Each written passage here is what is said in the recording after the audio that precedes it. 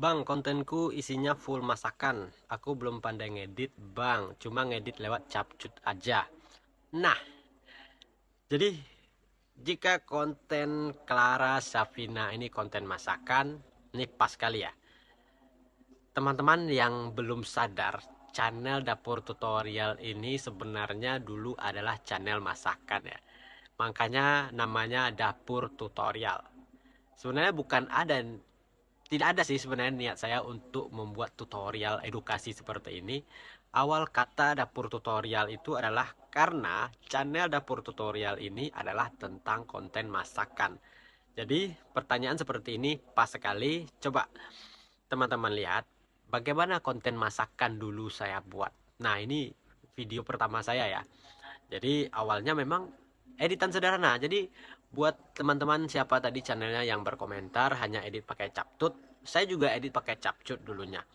Jadi jangan permasalahkan editannya. Kalau untuk konten masakan yang penting step by stepnya jelas. Jadi mulai dari bagaimana kita persiapan bahan-bahannya, terus pengolahannya ini dipotong atau dicuci dulu atau dipotong, cara motongnya seperti apa. Nah, jadi coba kita lihat saja ya konten dari dapur tutorial ini. Saya juga sudah lama tidak lihat videonya. Mana dia ya? Nah, ini dia.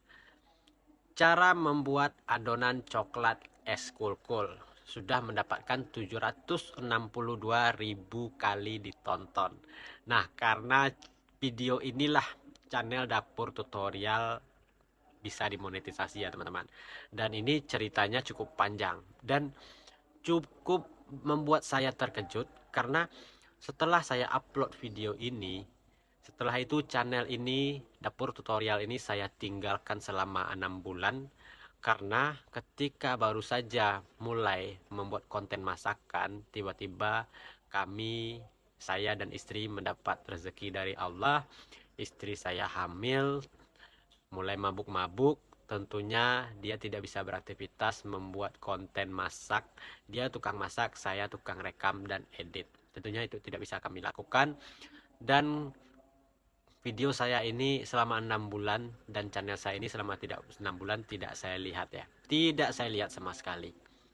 Setelah 6 bulan baru saya ingat saya punya channel dulu dan saya penasaran berapa sih tontonan dari video cara membuat adonan es kulkul yang 6 bulan yang lalu saya upload. Ternyata waktu itu belum sampai 700 ya. Waktu itu tontonannya sudah capai 100 lebih dan jam tayangnya sampai 8.000 kalau saya tidak salah. Dan subscribernya sampai 1.600. Nah, di situ ketika saya buka, saya melihat ada fitur seperti menyuruh saya mendaftar monetisasi. Nah, karena saya belum tahu yang namanya bagaimana cara monetisasi, di sana saya belajar, saya cari tutorial, sampai saya ikut kelas salah satu konten kreator YouTube yang besar. Saya ikut kelas resmi, berbayar, dan saya dibimbing, saya dituntun, saya diajari monetisasi dan diajari bagaimana membuat video, niche video, hooknya bagaimana, editnya seperti apa. Nah, setelah itu karena channel tutorial ini tadi tidak bisa saya lanjutkan dan kebetulan saya juga sudah ikut kelas. Nah, disitulah timbul ide kenapa ilmu yang saya dapat baru saja dari konten kreator kan dari kelas berbayar, kenapa tidak saya coba berbagi kepada kawan-kawan sesama YouTuber pemula secara gratis. Nah, di sanalah awalnya saya mulai public speaking, belajar berbicara di depan kamera. Tidak gampang ya teman-teman, dan tidak gampang proses perjalanan channel dapur tutorial ini saya membangunnya. Jadi buat teman-teman yang merasa sekarang jenuh, putus asa, baru 6 bulan nge-YouTube, bagi saya belum apa-apa dibandingkan perjuangan saya dulu. Memang saya tidak merasa perjuangan saya paling berat, tapi bagi saya pernah merasakan bagaimana posisi menjadi seorang konten kreator seperti yang teman-teman rasakan ini. Nah, kembali lagi kepada ide konten tadi. Di sini coba kita putar saja ide kontennya. Kita kecilkan dulu suaranya. Nah, Tunggu sebentar ya teman-teman, iklan.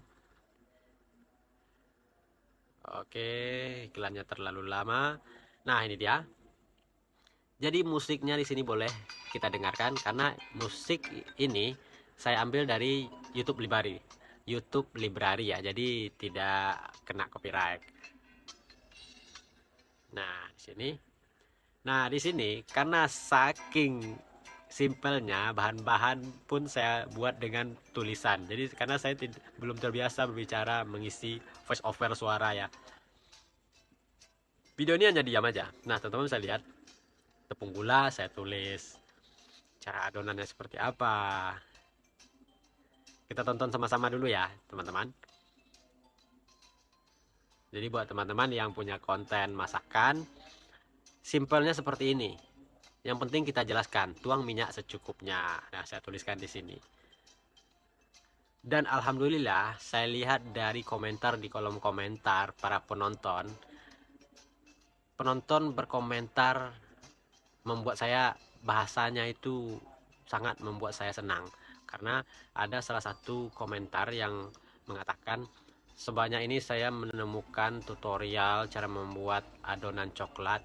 Inilah real yang benar-benar resepnya nyata. Nah, teman bisa lihat mulai dari ngaduk. Nah, lanjut ke part 2-nya, letak di atas kompor. Pancinya sederhana, kompornya kompor Rinnai sederhana. Panaskan sebentar dengan api kecil. Nah, seperti inilah contoh kira-kira ya. Jika teman-teman membuat konten masakan, ya sesimpel sederhana seperti ini, yang penting jelas tahapannya, bagaimana cara pembuatannya. Jadi jangan pikirkan editan kita itu merasa kita tidak bisa, editan kita jelek.